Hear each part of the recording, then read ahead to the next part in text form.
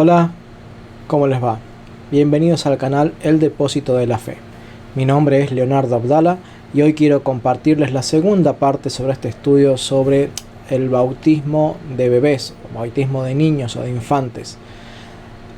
La vez pasada hablamos desde el punto de vista bíblico, mostrando las evidencias bíblicas y los argumentos bíblicos, o algunos de ellos, que nos dan a entender cuál es el problema verdadero, el problema del pecado original, y cuál es la solución verdadera que Dios ha provisto para resolver el problema del pecado original, y es el bautismo de cristianos, y por lo tanto también este debía ser dado a los infantes, puesto que el problema lo teníamos también desde nuestra infancia. El pecado original es algo que tenemos desde el momento del nacimiento, y por tanto los primeros cristianos enseñaban que debían ser bautizados todas las personas, inclusive los recién nacidos. Bueno, esto que estamos afirmando ahora en la introducción del video es lo que vamos a explicar a lo largo del video, mostrando las citas bíblicas de los diferentes padres de la iglesia que así lo enseñaban. Comencemos tan temprano como el mismísimo siglo I, donde San Dionisio, el Areopagita, discípulo del apóstol Pablo, nos cuenta y nos relata en su libro sobre la jerarquía eclesiástica, que dicho sea de paso, es un libro que habla sobre la estructura piramidal de la iglesia, la jerarquía de la iglesia, con el papa a la cabeza, los obispos, los diáconos, etc. Pero al margen de eso, en este libro que decíamos, la jerarquía eclesiástica, está hablando acerca del bautismo, lo menciona medio al paso, y habla del bautismo de infantes. Y dice así San Dionisio Areopagita, discípulo del apóstol Pablo, primer obispo de la iglesia en Atenas. Sin embargo, digamos lo que nuestros santos maestros, familiarizados con las tradiciones más antiguas, nos han transmitido. Afirman con toda verdad que si se educa a los niños en la sagrada ley, adquieren santas costumbres y no sucumbirán en los errores y tentaciones de una vida impía. Conscientes de esta verdad, nuestros santos maestros decidieron que sería bueno admitir a los niños a los sacramentos, pero a condición de que los padres del niño le confíen a un buen maestro, debidamente instruido en los misterios sagrados, esto es, los sacramentos. En el siglo I le llamaban misterios sagrados, que en latín luego se transformaría en sacramentos sagrados o sagrados sacramentos, porque misterio es la palabra española, mysterion es la palabra griega y sacramento es la palabra latina. Todas ellas traducciones una de la otra. De manera que aquí está diciendo: conscientes de esta verdad, nuestros santos maestros decidieron que sería bueno admitir a los niños a los sacramentos, a condición de que los padres del niño le confíen a un buen maestro debidamente instruido en los misterios o sacramentos sagrados.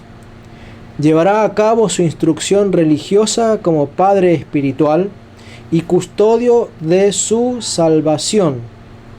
Hago un pequeño paréntesis. Como ya ha sido bautizado y le ha sido concedida la salvación, por favor vean el video anterior y los videos anteriores donde he hablado acerca del bautismo como el originante de la salvación de la persona. Se los dejo en las descripciones aquí en la lista de reproducción, que están acá en la descripción del video. Llevará a cabo su instrucción religiosa como padre espiritual y custodio de su salvación, a quien así se compromete a guiar al niño a lo largo del camino de una vida santa. Le pide el obispo que preste su consentimiento a las abjuraciones rituales y santas promesas. Es decir, se estaba juramentando delante de Dios y prometiendo delante de Dios, como padrino o como maestro de esa persona, el instruirle en los caminos de Cristo, tal como lo hacían en la Biblia los primeros judíos, que primero circuncidaban y después se comprometían a instruir en los caminos y las enseñanzas de Moisés a este niño recién circuncidado. Así hacía también la Iglesia Católica en el siglo I. Y sabiendo que había muchas personas que tal vez tenían un pensamiento diferente, que tal vez no serían discípulos de los apóstoles, o que tendrían un pensamiento judaizante o gnóstico, porque los gnósticos no creían en los sacramentos, o los creían de una manera diferente. Sale al encuentro de ellos San Dionisio y dice: están muy equivocados los que se ríen de esto pensando que los padrinos, es decir, este maestro que se comprometía, pensando que los padrinos se inician a los misterios en vez de los niños. Ellos, los padrinos, en realidad no dicen yo hago las renuncias y promesas al niño, sino que el niño mismo es quien se compromete. En efecto, equivale a decir: prometo que cuando este niño pueda entender las verdades sagradas, le instruiré y formaré con mis enseñanzas de tal manera que él renuncie a las tentaciones del demonio y se obligue a poner por obra las santas promesas.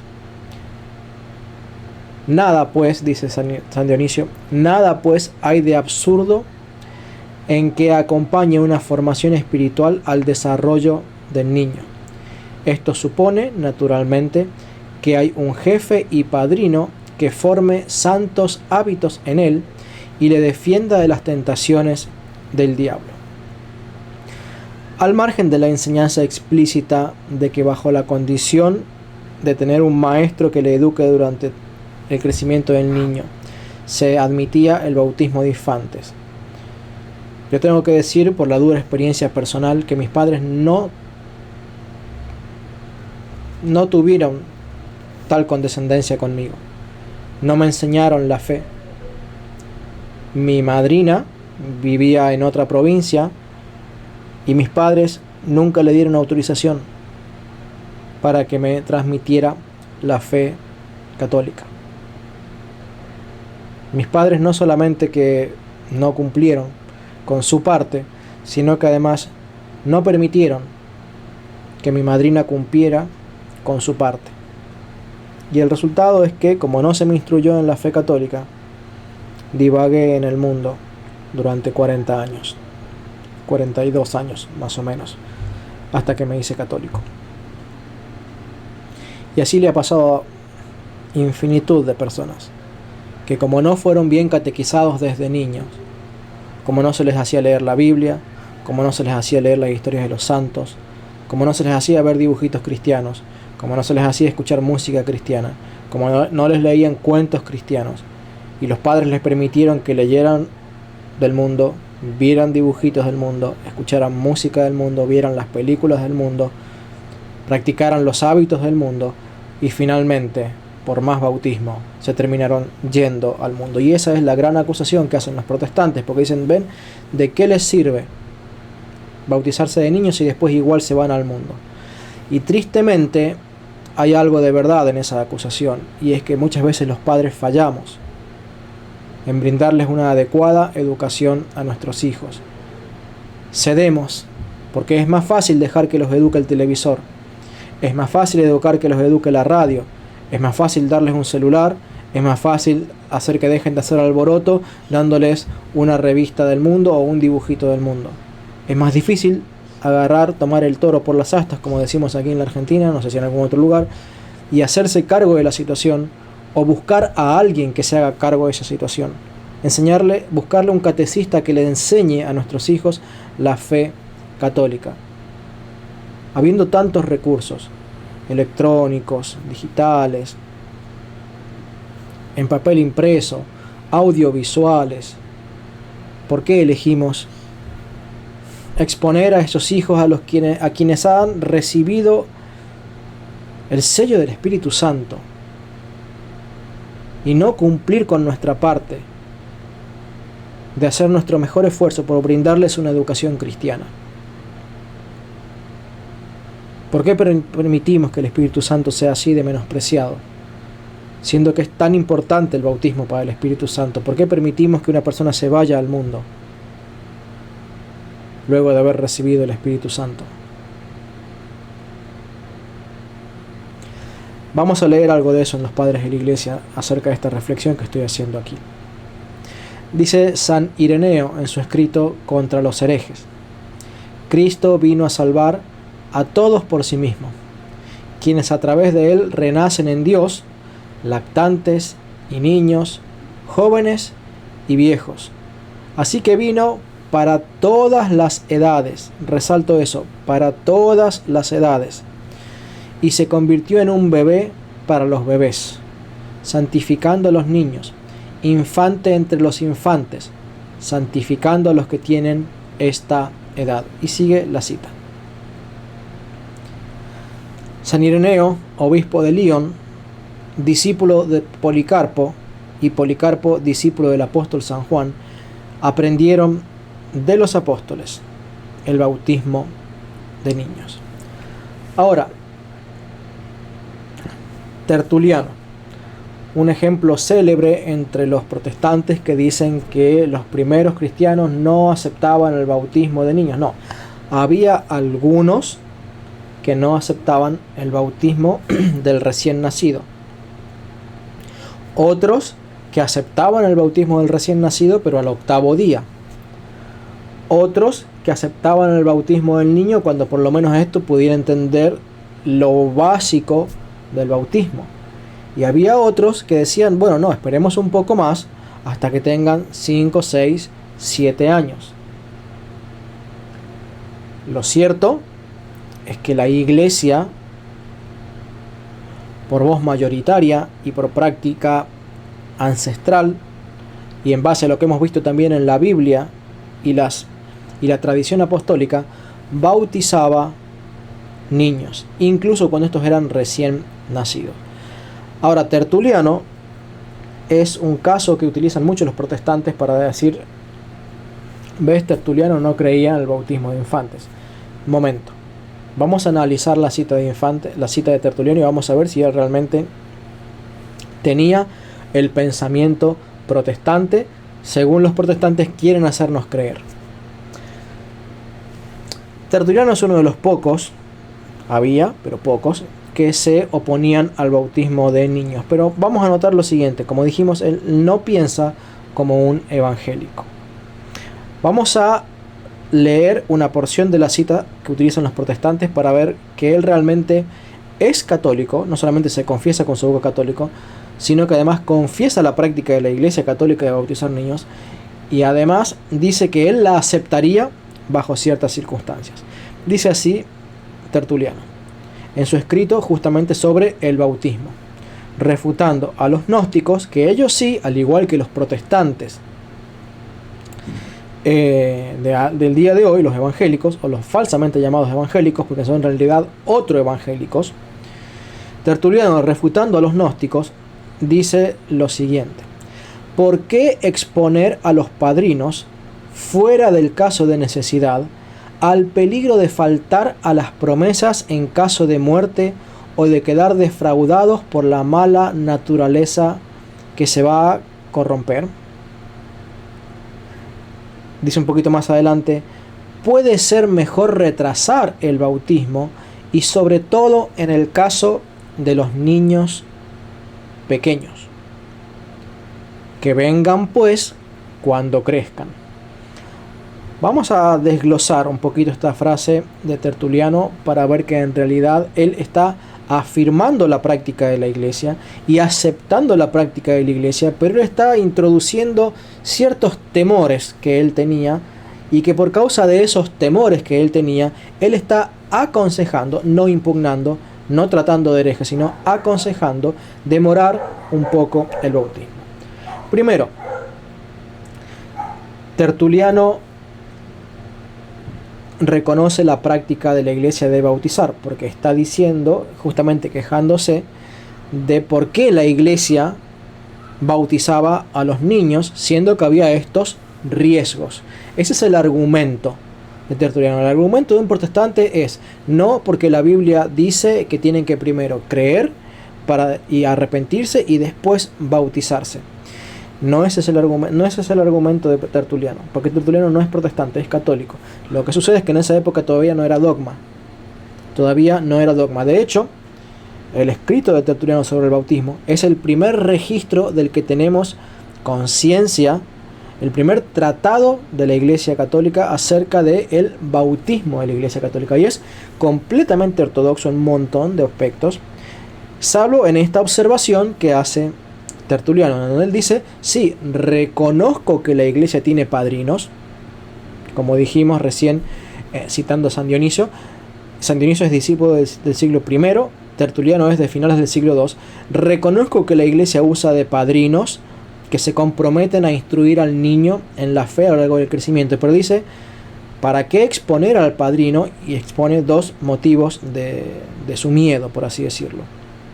Lo cierto es que reconoce la existencia de padrinos. Si reconoce la existencia de padrinos es porque reconoce la existencia de los padrinos y de los niños que eran apadrinados por esos padrinos, ¿sí? Y esto demuestra que la iglesia practicaba el bautismo de infantes en la época de Tertuliano. Ya lo hacía desde la época de San Dionisio, discípulo primero directo del apóstol San Pablo. Segundo, él reconoce que permitiría el bautismo de un recién nacido en el caso de necesidad. ¿Cuál sería el caso de una necesidad? Bueno, muerte inminente por causa del martirio, que eran muy frecuentes eso en los primeros siglos, enfermedad evidente del niño, enfermedad evidente de los padres, o como tal vez en el caso del eunuco, ¿sí? El que se encontró con Felipe, ¿se acuerdan? El funcionario de la reina de Candace, que está en África, que fue bautizado y que tenían que seguir su viaje. Bueno, ese funcionario de la reina de Candace no volvería a Jerusalén hasta meses después, tal vez hasta la próxima fiesta, que era convocatoria en Jerusalén, donde buscaría seguramente cristianos para que le sigan instruyendo en los caminos. Bueno, ese sería un caso de necesidad. Una familia que está de paso, se convierten en la cárcel, se convierten a las puertas del martirio, se convierten en un viaje y no saben si alguna vez los van a volver a ver. Bueno, en casos de necesidad, dice Tertuliano, donde no tenemos la certeza de que alguien los pueda volver a bautizar o de que ese niño pueda morir en el camino o lo que fuera, dice, en caso de necesidad sí acepto que se le bautice, porque en ese caso el riesgo de muerte o el riesgo de que esa persona nunca sea bautizada es muy grande. Entonces sí prefiero que le bauticen para que le salven. Pero ¿cuál era el riesgo que él veía? Y acá vamos al punto número 3. ¿Cuáles eran los dos riesgos que alude Tertuliano para decir, bueno, no, por causa de estos riesgos no vamos a bautizar al niño? Y notemos lo siguiente, Tertuliano no dice que no debemos bautizar a los niños porque no es bíblico bautizar a los niños, o porque los apóstoles no nos enseñaron a bautizar niños, o porque la iglesia, ustedes se corrompieron y la iglesia nunca bautizó niños y ustedes están introduciendo una práctica novedosa. Tertuliano no dice eso. Tertuliano dice que él no quisiera bautizar niños por dos motivos. Primero, por causa del juramento que harían los padrinos de comprometerse a toda costa de educar a esos niños en la fe católica. Y Tertuliano no está pensando en el niño, no está pensando en la fe del niño, está pensando, ¿y qué pasa si el padrino no puede cumplir? Porque habla dice así literalmente, dice, peligro de faltar a las promesas en caso de muerte. ¿De muerte de quién? Del que había hecho la promesa. Porque acá dice, ¿por qué exponer a los padrinos de incurrir en el peligro de faltar a las promesas en caso de muerte? ¿De muerte de quién? Del padrino. Entonces, si el padrino moría, ¿quién se hacía cargo? ¿Quién se había juramentado delante de Dios a instruir a ese niño? El padrino. Y dice, bueno, ¿vos te vas a hacer cargo?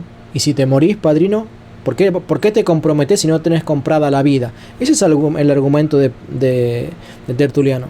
Si no sabes si vas a vivir 5 días más o 100 años, bueno, no 100 años, pero 5 días más o 50 años más, ¿por qué te comprometés con juramento a instruir a este niño? Y bueno, puede tener su valor el argumento de Tertuliano, puede que haya cierto riesgo en esa promesa que hacía el padrino, pero ciertamente el padrino pondría su mejor empeño en ser él o en dejar a alguien a cargo.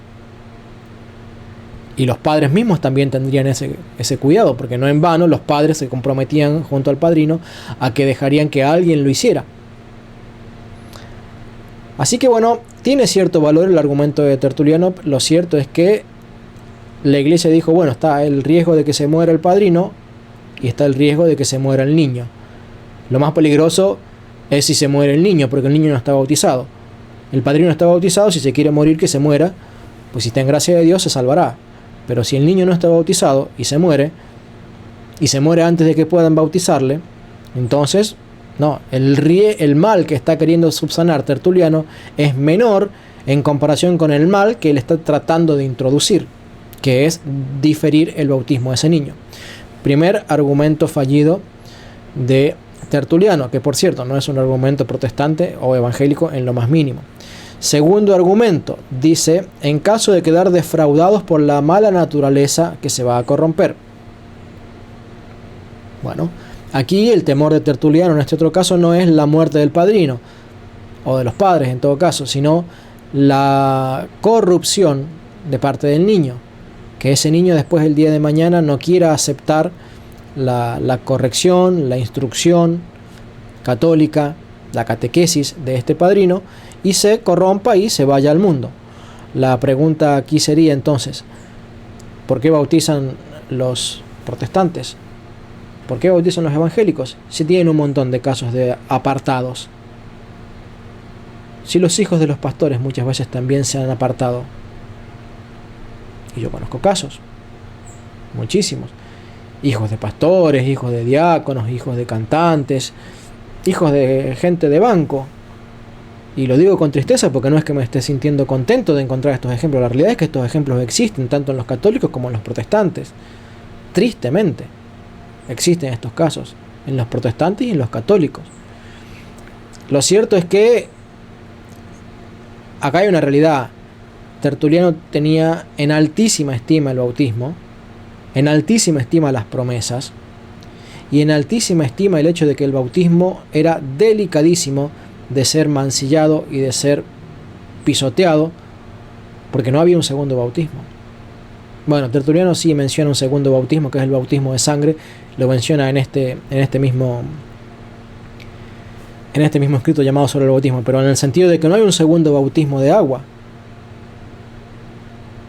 Manchar ese bautismo era gravísimo.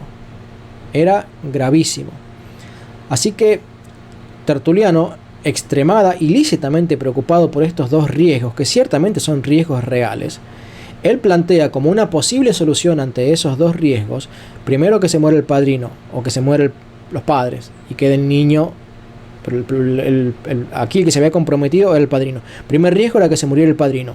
Y segundo, que el niño cuando crezca, que se aparte y el padrino no tenga control sobre ese niño y quede, por así decirlo, trunca su promesa. Bueno, la realidad es que el padrino puso de todo su empeño en hacerlo, pero después cada niño es libre de hacer, tiene libre albedrío. Y así como pasa entre los bautizados de adultos en los protestantes, también puede pasar entre los bautizados de niños. Aquí entonces el argumento de Tertuliano se rebate de esta manera. Si los adultos que son bautizados también se apartan y también manchan su bautismo, entonces ¿qué hacemos? ¿Diferimos el bautismo como hizo Constantino? Porque eso es lo que hacían muchos. Diferían el bautismo por causa de eso. Bueno, yo no me quiero bautizar con 30 años porque corro el riesgo de manchar mi bautismo. Entonces me bautizo a los 50 o cuando esté en peligro de muerte, como hizo Constantino, que justo antes de morirse, se hizo bautizar y el obispo que tenía al alcance de la mano para bautizarle era un arriano y se bautizó con un bautismo inválido que no le perdonó pecados y no le regeneró y por ende no le salvó. Triste fin, tristísimo fin de un hombre que a pesar de todas sus fallas hizo tantísimo bien a la Iglesia católica y a la Iglesia cristiana en general. Pero él difirió su bautismo porque tenía el mismo pensamiento de Tertuliano. No, es que hay riesgo de que yo manche mi bautismo. Y, bueno, muchos se quedaron sin el bautismo porque lo difirieron, les agarró un ataque del corazón, nunca nadie los pudo bautizar, o los metieron presos, los martirizaron sin que nadie les pudiera bautizar. Un accidente, una pelea, o cuando estaban por morirse enfermos no tenían nadie que los bautizara. Y no se podían bautizar a sí mismos, no existía el autobautismo.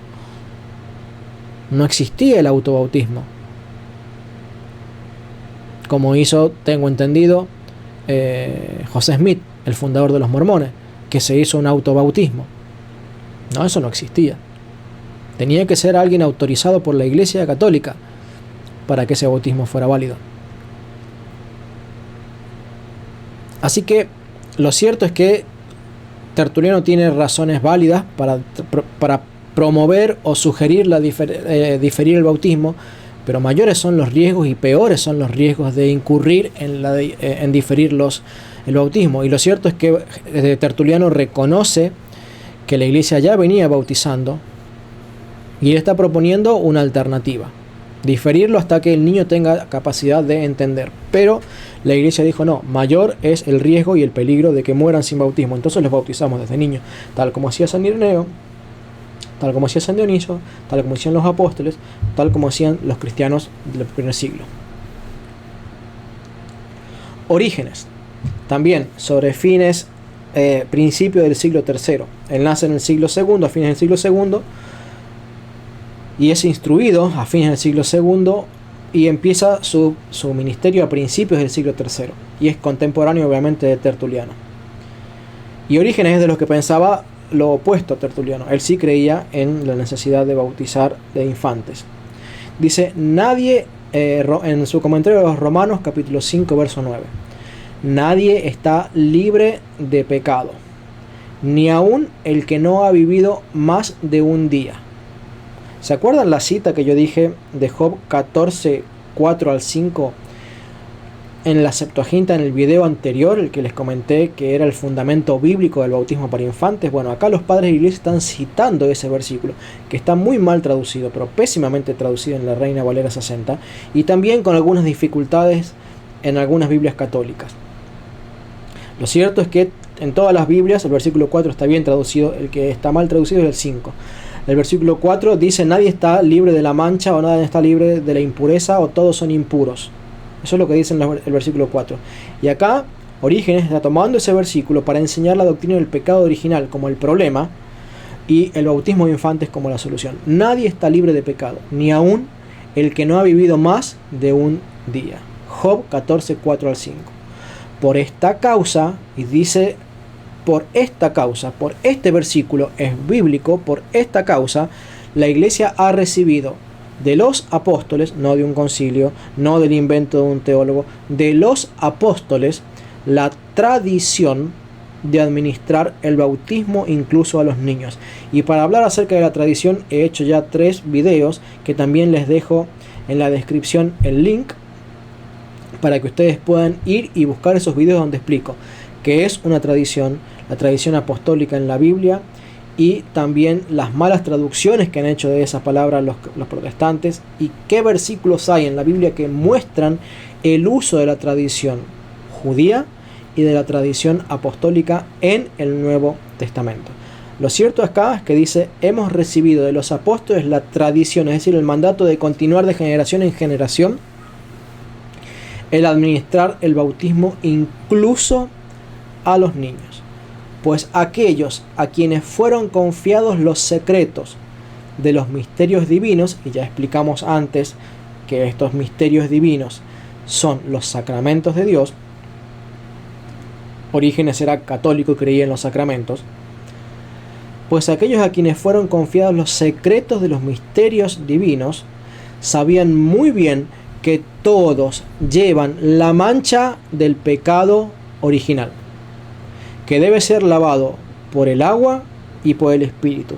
Y están equivocados los que dicen que fue San Agustín de Hipona el que enseñó la doctrina del pecado original. No, señor. La doctrina del pecado original la enseña Job. Job, sí, Job. Job escribe su libro antes que Moisés escribiera el Pentateuco, porque Job es de la época de Abraham, y Job es probablemente el primer libro inspirado que recibió la Biblia. El primer libro inspirado. Y en el primer libro inspirado que se escribió, allí está, en el capítulo 14, la doctrina del pecado original. Nadie hay sin la mancha de Adán, ni siquiera el niño que nace de un día. como lo enseña también el Salmo 51, que en pecado, en maldad, bajo la culpa, he sido formado y concebido, dice el rey David. Entonces dice que los apóstoles sabían muy bien que todos llevan la mancha del pecado original y que debe ser lavado por el agua y por el Espíritu. Y aquí está citando a Juan capítulo 3 versículo 5, ¿sí? Del nacer del agua y del Espíritu, enseñanza que le dio Jesucristo a Nicodemo. ¿Recuerdan? Juan capítulo 3 versículo 5. Que ese pasaje habla de la regeneración por medio del bautismo de agua. Entonces, ¿qué está confesando Orígenes? Primero, el bautismo es administrado para quitar el pecado original. ¿Ok? Porque aquí dice, todos llevan la mancha del pecado original que debe ser lavado por el agua y el Espíritu. No es San Agustín de Hipona el primero en enseñarlo. Tampoco es Orígenes. Orígenes lo está enseñando a la solución, porque la solución no era conocida en tiempos de Job. El primero en enseñar la doctrina del pecado original es Job. Y hasta donde tenemos registro, hasta donde yo tengo registro de quien le llamara por primera vez pecado original, es Orígenes. Y puede haber habido otro antes que él que ya lo llamara así. El apóstol Pablo lo llama de una manera, Pedro lo llamará de otra, Orígenes lo llamará de otro, pero lo cierto es que es doctrina apostólica, porque dice Orígenes que esto lo recibió de los apóstoles. Entonces, primero, el bautismo es administrado para quitar el pecado original, aquí también llamado mancha. ¿Y eso qué es? ¿Doctrina católica o doctrina bautista? ¿O doctrina pentecostal? ¿O doctrina mormona? ¿O testigo de Jehová? ¿O adventista? Doctrina católica. Y ni siquiera doctrina ortodoxa, porque le llama pecado original. Y no habla de quitar la muerte, sino que habla de quitar la mancha. La mancha. Esto es doctrina católica, no doctrina ortodoxa. Porque Orígenes tampoco era ortodoxo. Era católico. Y así lo confesaba con su propia boca, como lo hemos visto en el video donde hablamos de el nombre de la Iglesia Católica a lo largo de los diferentes padres de la Iglesia que confesaban con su propio puño y letra ser católico, que también les dejo en la descripción el link a este video. Confiesa entonces que el bautismo es administrado para quitar el pecado original. Confiesan, ¿sí? o entendemos aquí entonces que San Agustín no es el inventor de esta doctrina, sino que esta doctrina del pecado original es enseñada por Job en el primer libro inspirado, y que aquí Orígenes nos está enseñando. Y tercero, este pecado es lavado por el agua del bautismo, que es el mismo sacramento de la regeneración del Espíritu Santo. También, esto lo habíamos dicho en su comentario de Romanos 5:9. También en la homilía 14 sobre el Evangelio de San Lucas, él dice lo siguiente: si los niños son bautizados para la remisión de pecados, porque, vale, hago paréntesis, la Iglesia creía que el bautismo perdonaba pecados. Si los niños son bautizados para la remisión de pecados, cabe preguntarse, ¿de qué pecado se trata?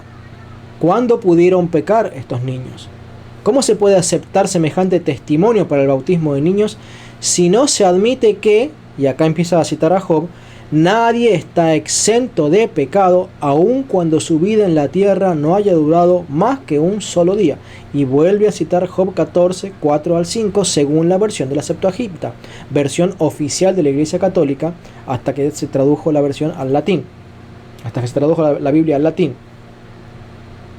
Y sigue diciendo Orígenes: las manchas del nacimiento son borradas por el misterio o sacramento del bautismo. Se bautiza a los niños porque si no se nace del agua y del Espíritu es imposible entrar en el reino de los cielos.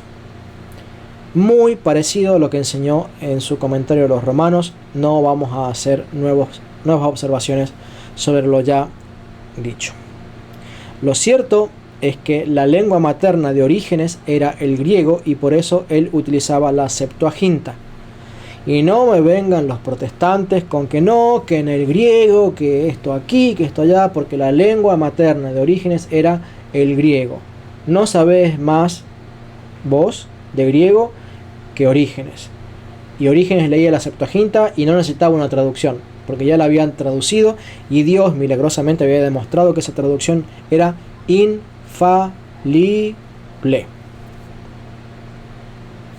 Orígenes también, homilía 8, en el comentario sobre Levíticos, haciendo una interpretación alegórica del Antiguo Testamento. Si te gusta oír lo que otros santos dijeron acerca del nacimiento físico, escucha a David cuando dice: fui formado, así reza, en maldad, y mi madre me concibió en pecado. Y esto demuestra que toda alma que nace en la carne lleva la mancha de la iniquidad y del pecado. Doctrina católica, tampoco es doctrina ortodoxa, porque no lleva la mancha de la muerte, sino la mancha del pecado, es decir, la culpa del pecado. Esta es, sigo la cita, esta es la razón de aquella sentencia que hemos citado más arriba. Nadie está limpio de pecado, ni siquiera el niño que solo tiene un día. Job 14, 4 al 5, según la Septuaginta. A todo esto se puede añadir una consideración sobre el motivo que tiene la Iglesia para la costumbre de bautizar aún a los niños, siendo que así que este sacramento de la Iglesia es para remisión de los pecados. Ciertamente, si no hubiera en los niños nada que requiera la remisión y el perdón, la gracia del bautismo parecería innecesaria. ¿Cuál es el argumento de Orígenes? El bautismo perdona pecados, tanto de infantes como de adultos. Entonces, ¿por qué bautizamos a niños si no es para perdonar algún pecado? ¿Y cuál pecado pueden tener los niños? El pecado de Adán, el pecado original, la mancha del pecado que nos transmite la culpa de Adán de generación en generación. Y así como aquel primer padre tuvo la responsabilidad de transmitirnos esa maldición, también nosotros, los padres de hoy, en Cristo, tenemos la responsabilidad, enorme responsabilidad, de proveerle la solución a nuestros hijos, dándoles el bautismo cristiano que les limpie ese pecado original y comprometiéndonos delante de Dios de hacer todo lo que esté a nuestro alcance para brindarles la mejor educación católica que se les pueda brindar, aún al precio de recorrer mayores distancias buscando una buena iglesia, un buen sacerdote, de gastar dinero en material audiovisual o libros, o invertir tiempo, quitándole el tiempo a nuestras propias vidas, con tal de cumplir delante de Dios este mandato de ser responsables de la educación y la salvación de nuestros hijos. Por cierto, queda confirmado también que el bautismo confiere la gracia de Dios. Porque aquí dice: si no hubiera en los niños nada que requiriera la remisión y el pecado, la gracia del bautismo parecería innecesaria. Orígenes confiesa entonces que el bautismo transfiere la gracia y le da el estado de gracia al bautizado. Y esto es doctrina católica. Dice San Hipólito de Roma que él nace a principios del siglo III. En su escrito Tradición Apostólica. Dice: al cantar el gallo, se comenzará a rezar sobre el agua, ya sea el agua que fluye en una fuente o que fluye de lo alto, será así salvo que exista una necesidad. Hago pequeño paréntesis. Como dice la Ida G, se prefería el agua de río, el agua que corría, y salvo que existiera alguna necesidad, se aceptaba el agua en una pileta, o derramar agua sobre la cabeza en el caso de extrema necesidad. Pero eran bautismos válidos y la Iglesia decía: esta es la regla, pero la necesidad hace que, aunque no haya un simbolismo correcto, lo importante es la administración del sacramento por parte de alguien válido, para que el Espíritu Santo pueda entrar a esa persona. Sigo con la cita y la vuelvo a leer porque la interrumpí muy temprano. Al cantar el gallo, se comenzará a rezar sobre el agua, ya sea el agua que fluye en la fuente o que fluye de lo alto. Será así salvo que exista una necesidad.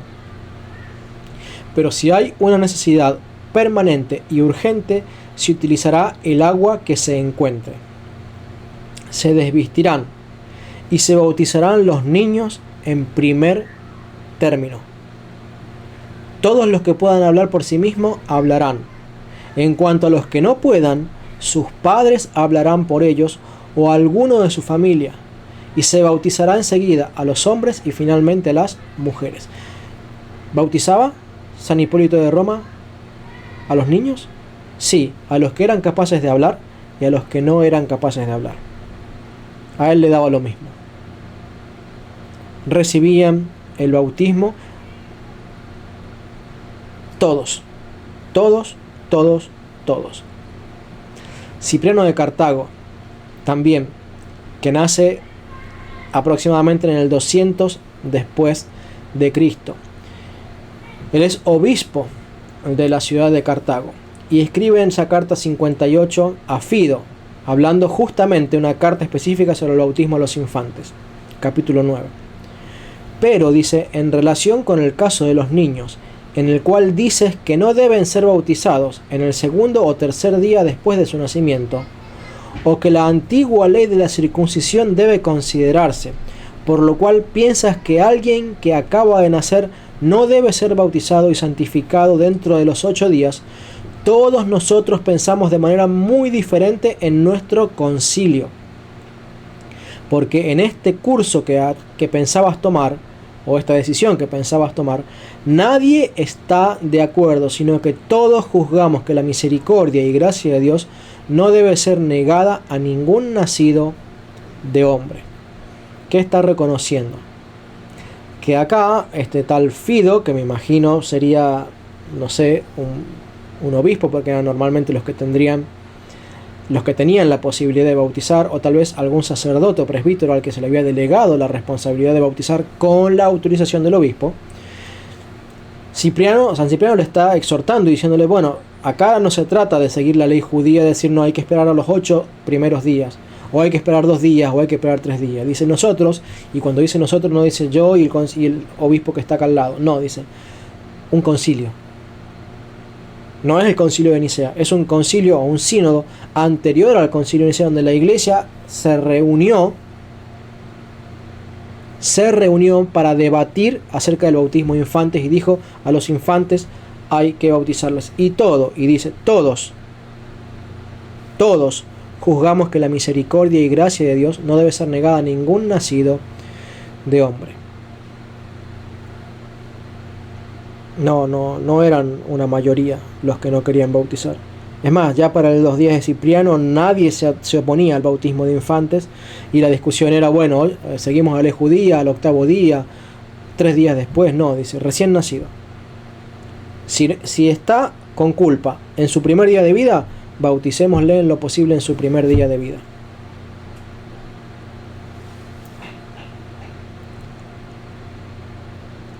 Y sigue diciendo San Cipriano, por otra parte, la fe en la escritura divina nos declara que todos, ya sean niños o mayores, tenemos la misma igualdad en los divinos dones.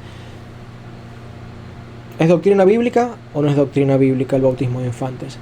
Pues según San Cipriano, utilizando los versículos y pasajes que ya hemos mostrado en el video anterior, sí es bíblico bautizar niños. Razón por la cual, dice San Cipriano, creemos que nadie debería ser impedido de obtener la gracia de la ley por la ley en la que ordenado y en la circuncisión espiritual no debe ser obstaculizada por la circuncisión carnal, sino que absolutamente todos los hombres tienen que ser admitidos a la gracia de Cristo, ya que también Pedro en los Hechos de los Apóstoles habla y dice, el Señor me ha dicho que yo no debería llamar a ningún hombre común o inmundo. Pero, si nada podría obstaculizar la obtención de la gracia a los hombres, y el más atroz de los pecados, dice, ni el más atroz de los pecados, y no puede obtener obstáculos a los que son mayores, pero si hasta los más grandes pecadores, y los que habían pecado en contra de Dios, cuando creen, se les concede la remisión de los pecados, y nadie se ve impedido del bautismo de la gracia, ¿cuánto más deberíamos obstaculizar a un bebé, que siendo recién nacido, no ha pecado, salvo en que, habiendo nacido en la carne de Adán, ha contraído el contagio de la muerte antigua en su nacimiento. Es un pasaje un tanto difícil de leer, tal vez la puntuación, tal vez la traducción. Lo correcto es que se entiende bien claramente que San Cipriano está enseñando que si Dios perdona los pecados graves de los adultos, con mucha más facilidad y placer va a perdonar y salvar los pecados de un bebé o de un niño. El de un niño que puede haber tenido alguna desobediencia de la que no es consciente, y de un bebé recién nacido, el pecado de Adán. El pecado de Adán. ¿Por qué? Porque ese niño está expuesto a la muerte. Y el bautismo permite que aun cuando muera en la primera muerte, ese niño esté librado de la segunda muerte, siempre y cuando ese niño muera en la gracia de Dios, sin cometer pecados mortales no confesados. Y sigue el texto de San Cipriano, dice: y por lo tanto, querido hermano, esta era nuestra opinión en el concilio, que por nosotros nadie debe impedirse el bautismo o la gracia de Dios, que es misericordioso y amable y cariñoso para con todos, que, pues que es lo observado y mantenido respecto a todos, nos parece que debe respetarse aún más en el caso de los lactantes. Dice Gregorio Nacianceno, en el siglo IV: hagámonos bautizar para vencer, tomemos nuestra parte de esas aguas, más detergentes que el hisopo, más puras que la sangre de las víctimas impuestas por la ley, más sagradas que las cenizas de la becerra, cuya aspersión podía ser suficiente para dar a las faltas comunes una provisoria purificación corporal, pero no una completa remisión del pecado, tal como dijimos en el video anterior. ¿Hubiera sido necesario sin ello renovar la purificación de aquellos que la habían recibido una vez? Hagámonos bautizar hoy, para no estar obligados a hacerlo mañana. No retardemos el beneficio como si nos ocasionase algún problema. Miren, acá San Gregorio está refutando, sin saberlo otra vez o sabiéndolo, no lo sé, lo enseñado por Tertuliano, que Tertuliano decía, bueno, hay ciertos riesgos en bautizarse demasiado temprano, demoremos el bautismo. Aquí San Gregorio dice: no retardemos el beneficio del pecado como si nos ocasionase algún problema. No esperemos a haber pecado más, para ser, mediante él, perdonados en mayor medida. Eso sería hacer una indigna especulación comercial a propósito de Cristo. Tomar una carga mayor a la que podemos llevar es correr el riesgo de perder en un naufragio navío, cuerpo y bienes, o sea, todo el fruto de la gracia que no se ha sabido aprovechar. Y San Gregorio está diciendo: el riesgo de morir y perder navío, bienes, alma, cuerpo, todo, por no haber muerto bautizado, dice, es mucho peor, mucho más grave que el riesgo de agarrar y bautizarse y caer en pecados mortales y ensuciar, por así decirlo, el bautismo, y después tener que andar lavando el bautismo, lavando el alma con la confesión ante el sacerdote, que por cierto es algo muy humillante, porque uno tiene que mostrarle a la persona, al sacerdote, cuán sucio es uno en sus pensamientos, en sus actos, en lo que hace, en lo que no hace, y decirle sinceramente las cosas como las dice Dios. He pecado en esto, en esto, en esto, en esto, en esto. Y es un acto de humillación personal, la confesión. Pero ciertamente es necesaria para restaurar el alma al estado de gracia que concedió el bautismo. Sigue San Gregorio Nacianceno, dice: incluso los niños, no dejéis tiempo a la malicia para apoderarse de ellos. Santificadlos cuando todavía son inocentes. Consagradlos al Espíritu cuando todavía no han sacado los dientes. ¿Cuál es el pensamiento de San Gregorio? Dice: el bautismo santifica un alma, le da gracias para poder sobrellevar y sobreponerse a la maldad. Dice: si no santificás a un niño, ese niño está mucho más expuesto a la maldad y a corromperse y a después querer negar el Evangelio, que si le hubieras bautizado desde el principio. Si le hubieras bautizado desde el principio, ese niño siempre estará inclinado a tratar de volver al Evangelio, siempre que su bautismo sea un bautismo válido.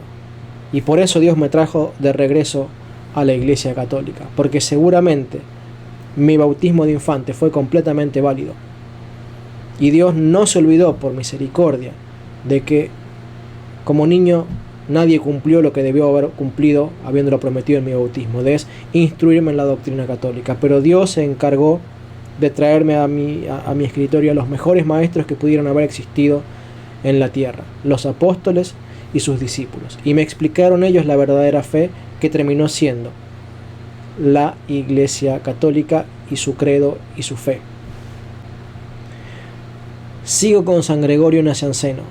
Qué pusilanimidad y qué falta de fe la de las madres que temen al carácter bautismal por la debilidad de su naturaleza. Antes de haberlo traído al mundo, Ana dedicó Samuel a Dios. Inmediatamente después de su nacimiento lo consagró. Desde entonces lo llevó vestido con un hábito sacerdotal sin ningún temor de los hombres, a causa de su confianza en Dios. Miren, aquí está diciéndonos que en el Antiguo Testamento Ana y Samuel son un ejemplo para el bautismo de todos nosotros, que dice que oraba por su hijo antes de su propio nacimiento y que inmediatamente lo consagró a Dios y que le puso un vestido y que se hizo cargo de enseñarle todo lo que podía para que Samuel fuera un hombre dedicado a Dios. ¿Y Samuel qué hizo?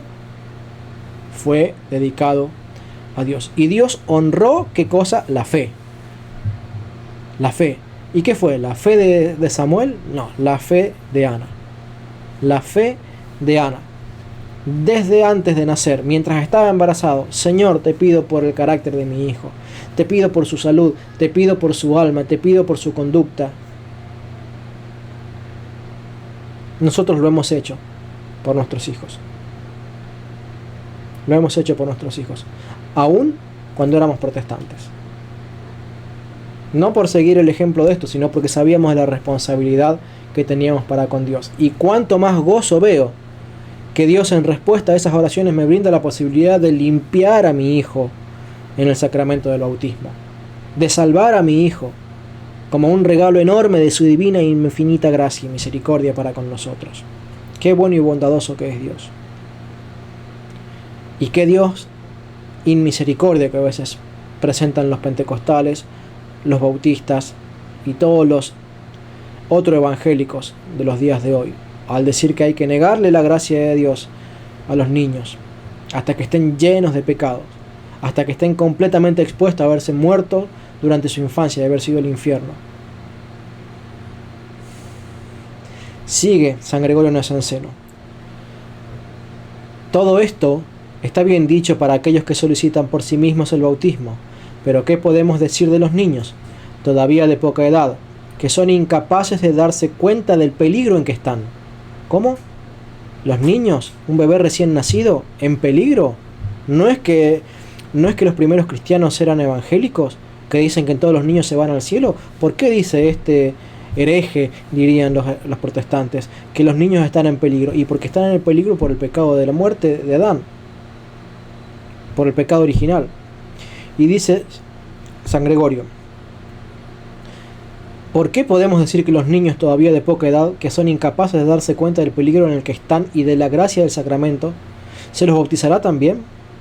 Ciertamente, en caso de peligro inmediato, es mejor bautizarlos sin su consentimiento que dejarlos morir a haber recibido el sello de iniciación. Estamos obligados a decir lo mismo que respecto a la práctica de la circuncisión, la que se realizaba en el 8º día prefigurando el bautismo y que también se ejercitaba sobre niños desprovistos de razón. De la misma manera se realizaba la unción sobre los travesaños de la puerta y que aun cuando se tratara de cosas inanimadas, protegía a los primogénitos. Esto es la enseñanza de los sacramentales, que los protestantes andan diciendo, pero esto de llevar tal amuleto y que esto es idolatría. ¿Así? Entonces, pintar con la sangre de Cristo sobre los dinteles de la casa era idolatría. ¿Estuvo rodeada de idolatría la Pascua judía? Que Dios dijo que tenían que sacrificar un cordero y con esa sangre pintar los dinteles. ¿O es un elemento que incita a la fe? y que por la fe de los que creían y confiaban, entonces esos sacramentales, como los sacramentales de hoy en día, actuaban y obraban. Lo cierto es que acá San Gregorio está diciendo que debemos bautizar a los niños y en caso de necesidad a los recién nacidos. Él apoya el bautismo de niños, aunque es de los que tal vez tenían sus recelos con respecto a bautizar en toda circunstancia, en todo momento, a los recién nacidos. Ciertamente, en caso de peligro inmediato, es mejor bautizarlos sin su consentimiento que dejarlos morir sin haber recibido el sello de la iniciación. Estamos obligados a decir lo mismo que respecto a la práctica de la circuncisión. Entonces, San Gregorio está diciendo lo que hemos dicho en el video anterior, que la circuncisión es prefigura del bautismo y que como en aquel bautismo de Moisés, por así decirlo, se incorporaba al pueblo judío a los niños sin su consentimiento, también en la circuncisión de Cristo, el niño es incorporado al cuerpo de Cristo por la circuncisión de Cristo. La circuncisión de Moisés y el bautismo, por así decirlo, entre comillas, de Moisés, le introducía al pacto antiguo, mientras que la circuncisión y la regeneración y el bautismo de Cristo introduce al bebé recién nacido al pacto de Cristo, y en ambos casos sobre niños que todavía no podían dar su consentimiento. Sigue San Gregorio y dice, pero se dirá Cristo, que es Dios, por cierto, San Gregorio confiesa que Cristo es Dios, pero se dirá Cristo, que es Dios, se hizo bautizar a los 30 años, y tú nos empujas a precipitarnos al bautismo. Y como dijimos, siempre hubo herejes, siempre hubo protestantes, y los padres de la iglesia siempre tuvieron que luchar contra los que protestaban contra las doctrinas apostólicas. Y en el caso particular de los que decían que Cristo se bautizó a los 30 años, entonces hay que bautizarse a los 30 años. Y le responde San Gregorio, afirmar de este modo su divinidad es lo que resuelve la objeción. Él, la pureza misma, no necesitaba purificación, pero se hizo purificar por vosotros, como por vosotros se hizo carne, pues Dios no tiene cuerpo.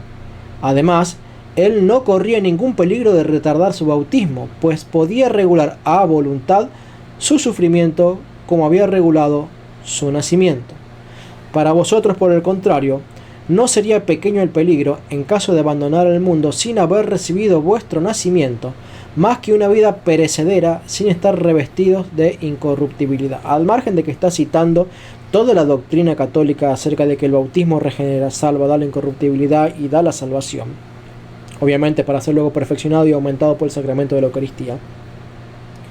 Pero al margen de estar confesando la doctrina católica sobre el bautismo, está diciendo que la razón por la que Cristo se bautizaba de grande es porque Él podía regular el momento en que iba a morir, sufrir, como también reguló el momento en el que iba a nacer, porque Él no tenía pecado, pero nosotros no. Entonces, como nosotros no sabemos en qué momento nos podemos morir, mientras antes se nos dé la solución al problema, mejor. San Juan Crisóstomo, padre oriental, un santo tanto en la Iglesia católica como en la Iglesia ortodoxa griega. Dios sea loado. Él que produce tales maravillas. ¿Ves cuán múltiple es la gracia del bautismo? Algunos solo ven en ella la remisión de los pecados, mientras que nosotros podemos alinear 10 dones de honor. Por esta razón, bautizamos también a los niños de poca edad, cuando todavía no han comenzado a pecar, para que reciban la santidad, la justicia, la filiación, la herencia, la fraternidad de Cristo, para que se convierten en miembros y morada del Espíritu Santo. San Crisóstomo está confesando la doctrina católica y está diciendo algo más. Padre que le concede a sus hijos el bautismo cuando estos son de temprana edad, le está concediendo la gracia de Cristo, la amistad de Cristo, la morada del Espíritu Santo y todo un montón de otros dones que dice acá, además del perdón del pecado. No solamente está concediéndole que le perdone a Cristo sus pecados, sino que le está dando un montón de elementos al alma de ese niño para que ese niño nazca y crezca mucho más santo que si naciera sin bautismo. Perdón, que si no se le bautizara inmediatamente después de nacer. Dejamos aquí el video. Dejaremos para otra ocasión el tema de los concilios, algunas otras citas de los padres un poco más tardías, para juntarlo junto con el video que haremos acerca de refutar los argumentos que los protestantes tienen sobre o prejuicios que tienen sobre el bautismo de niños, en donde mencionaremos seguramente algunos de los argumentos que hemos dado aquí y añadiremos muchos otros tomados a partir de las mismas palabras y frases de los protestantes. Si consideras que este video es útil y crees que está en tus manos el colaborar de alguna manera con este canal y deseas hacerlo, por favor escríbeme un mail a eldepósitodelafe@gmail.com y allí te podré explicar de qué maneras este canal puede recibir diversas formas de tu ayuda. Por lo pronto, todos pueden ayudar a este canal dando su like, suscribiéndose al canal, compartiendo el video con sus contactos, con sus redes sociales, con todas las personas. Y que ores por nosotros. Ora por la difusión de este canal, ora por mi vida, por mi santificación, por la santificación de mi familia, por el efecto que este canal pueda producir en las personas que lo oyen. Te rogamos, hermano, tu oración por nosotros. Presentad nuestras vidas delante del altar de Cristo. Recordale a Cristo, aunque Él lo sabe todo, pero le gusta que tengamos la humildad de reconocer nuestra necesidad delante de Él. En la Eucaristía, por favor, acordate de mí. Por favor, no ceses de hacer eso por nosotros. Viva Cristo Rey. Viva la Iglesia Católica. Viva Santa María, siempre Virgen. Amén.